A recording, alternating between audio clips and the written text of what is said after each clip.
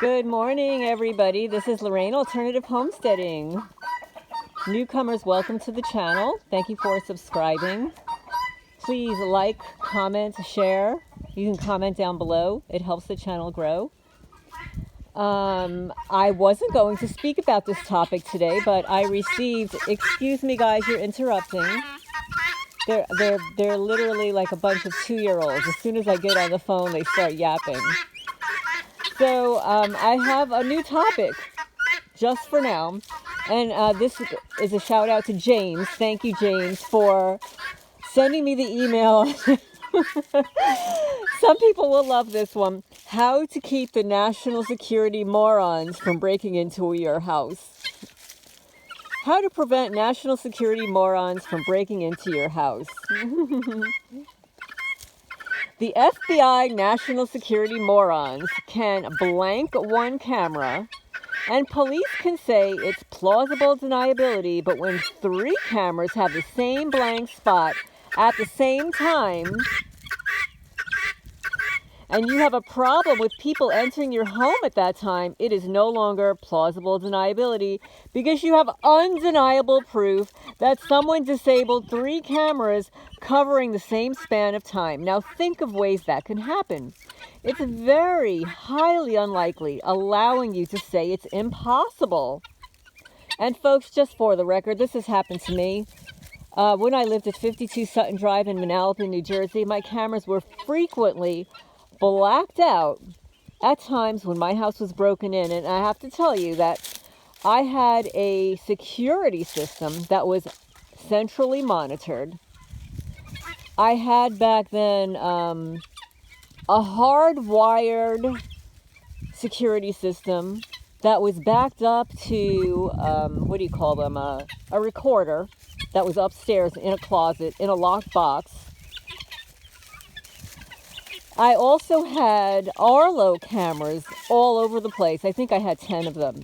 That's the security system that I ultimately sold to the attorney, and she had no problem with them there. But the Manalapan police, they were freaking out when they found out I sold my cameras. They wanted to know who. And it's like, well, they're working fine over there. They weren't working well here. I would find that my batteries would be switched. Batteries would be drained when they were completely 100% charged. So back to the article. How to make it happen. Get 3 wired standalone surveillance cameras with 3 separate recording devices. Point all 3 at the place where the perpetrator can enter your home. They will capture the guilty party from different angles. Try to use AC or house current to power all 3 cameras because batteries are unreliable. Physically and positively block any other possible entrance points from the inside. Hint: use a game camera, usually with a 5... oops, where'd it go? Where is it? 5 VDC adapter input. Prove to yourself that when they enter next time that there is the same blank spot on all 3 camera recordings at the same time. And if yes, call the police, report a break-in, and when they ask you how you can be so sure the camera blank spots are not camera errors, say it's impossible for all 3 cameras to go off at the same moment in time. It's not. You can also verify it with the manufacturer of the cameras. And I hear what you're saying. So you get 3 separate security systems with 3 separate recorders pointing at the entrance, the only entrance to the location. Then he says, national security morons know not to do anything that would prove the target is correct about what they're saying, so they will probably opt to not enter. Also think about how difficult it would make it to make sure that all 3 cameras had nothing incriminating on them. Also, if they did try to disable all 3 cameras, they would cause a cluster, F-U-C-K, I think you can see that this may work for you. If you have any suggestions, please contact me. Well, I think that is a fabulous idea because when I lived in Manalapan, New Jersey, I didn't do it exactly that way. But I did have, I guess at one time, 4 camera situations at the same time. I had trail cameras posted on every tree in my yard. And do you know that every one of those SD cards were wiped clean? Even the test that I performed, every time I would test the cameras, I would have like a picture of me or a picture of my kitchen sink or whatever it was. And even the test photo would be missing. At first I thought they're draining the batteries, but I would check and the batteries would be fine. And I would buy the lithium batteries. They're more expensive, AAA or AA batteries that would last significantly longer. So I would include those. And literally, who was going into my backyard? Particular times of the day. Perhaps in the summertime, you'd see me back there gardening and stuff. But, except for a few cats that may trigger them, depending on the angle, there was nobody that should be in my yard. But nevertheless, every one of those trail cameras, SD cards, would be wiped clean. Then I had the home security system that I installed after my ex-husband moved out. So I've had it a long time. It was called Protection One. It was called something else at one time. I think another larger security company bought it out. But it was Protection One.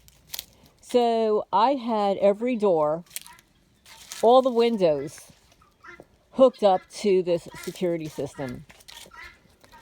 And it was basically just an alarm, right? And then I added their cameras.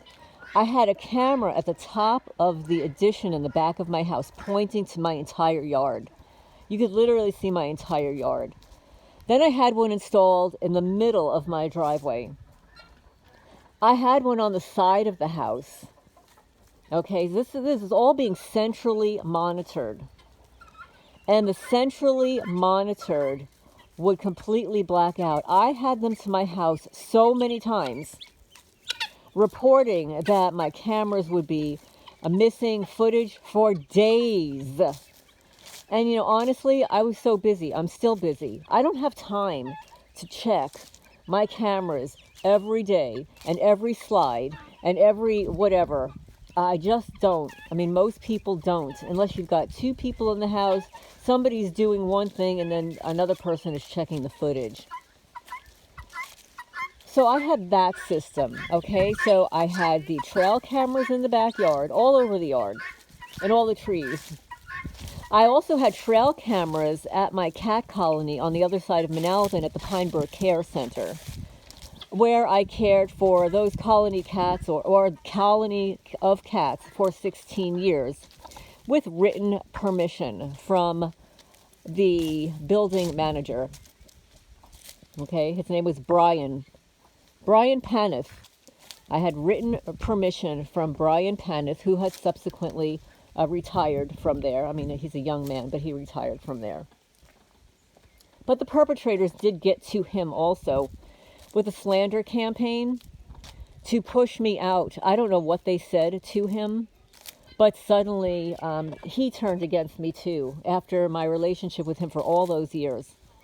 And at one time I actually worked at the Pine Brook Care Center. That's a whole nother story for another day. It was my 4th job working there at night when my ex-husband wasn't paying child support. He was a deadbeat dad. So I have those 2 cameras. So first I have the security system with Protection One. Then I added their cameras. Then I added trail cameras in my backyard. And then I added Arlo cameras. Now these Arlo cameras, I had them everywhere. I had them facing the front door of my porch. I had them facing out from my porch so you can see the street. I had one facing at the back door. I had a back slider door. I had one on each side of the house, right? I had one inside the house, pointing outward on the porch, so that in case anybody tampered with the ones outside, that I would still have one inside. And actually, just for the record, it was the one inside that caught my neighbor, the new neighbor, the detective, female detective, attempting to break into my house just after 2 a.m. And I was alerted by my cats.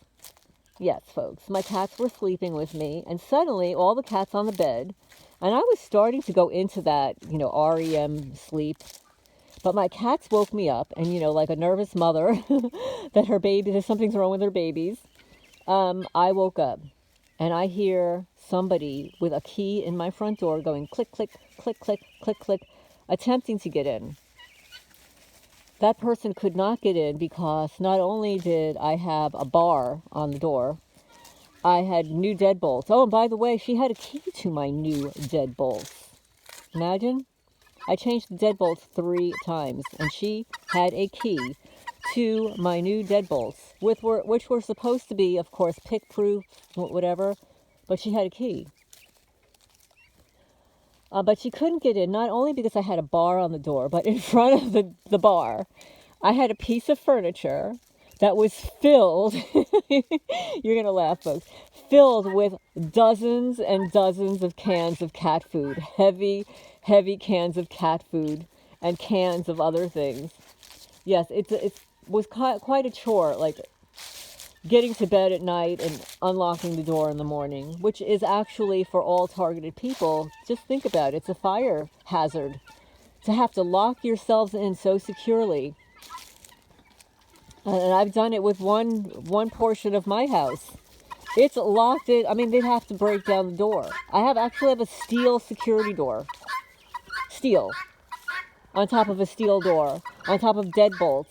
On top of all kinds of clasps and things to keep the door in place. So to answer your question, I think that's a great idea. I think that's a really good idea. It would involve quite a bit of cost and hookup, but I have a small space to have 3 kinds of security cameras pointing in one location, but that is a valid, absolutely a valid solution to this problem. And guys, from what I understand, you're only supposed to cackle like that when there are strangers on the property. You've been cackling since I started this video.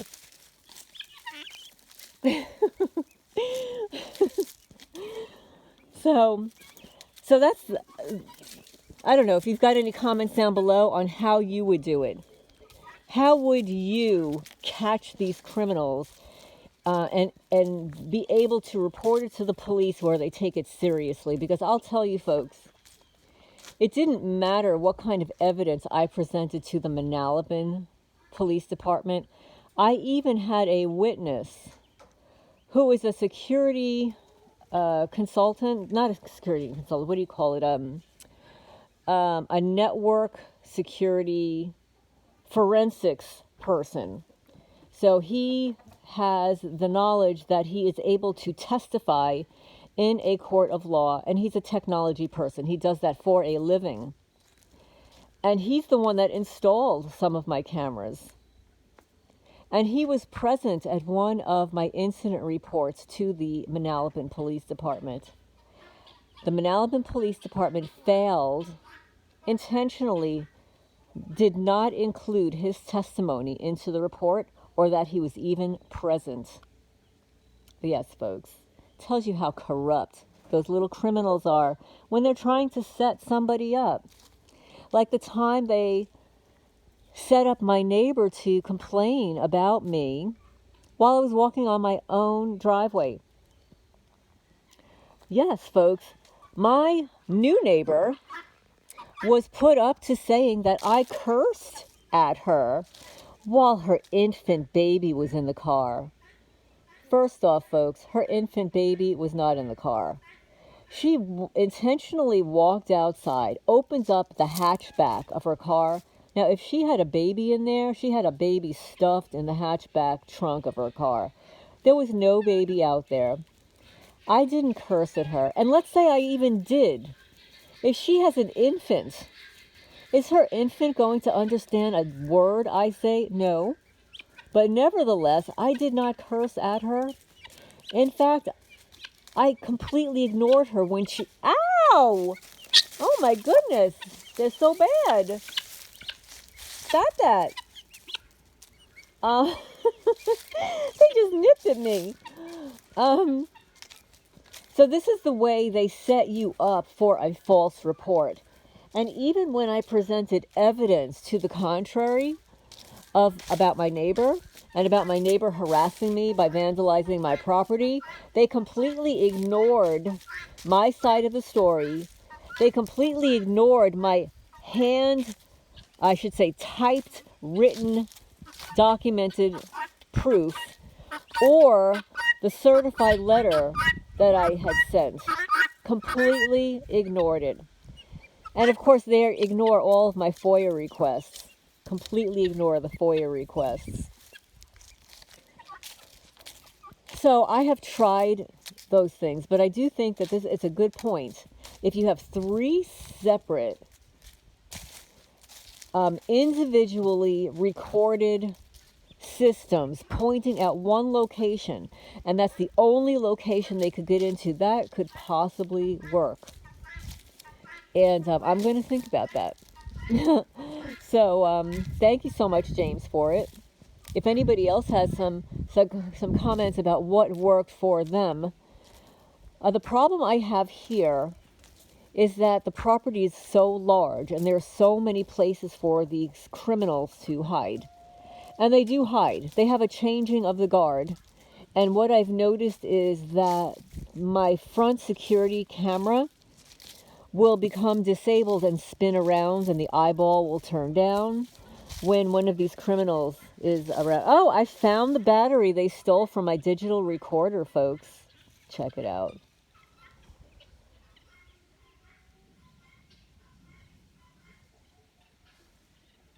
Here you go. AAA lithium battery. It was a brand new battery I installed in my digital recorder that was in my house, was kept in my house, and the battery disappeared.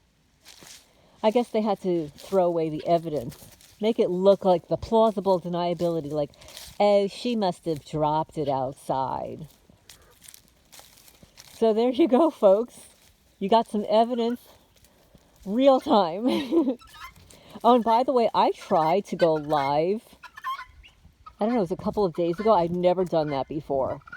And when I hit go live, I got this weird YouTube message, like, come back in 24 hours.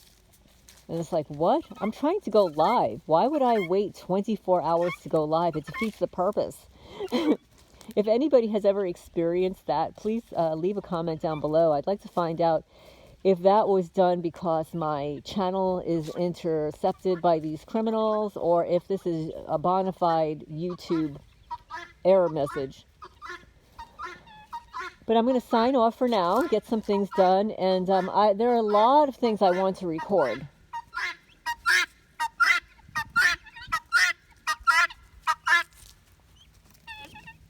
And what do you have to say for yourself?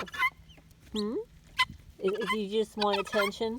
Is that it? You just want attention. Is that it? Do you notice how they quiet down as soon as I get down to their level and are talking to them? I'm so glad I found my battery. I wonder if it works. It probably doesn't, because we did have some rain here. Look at that, folks.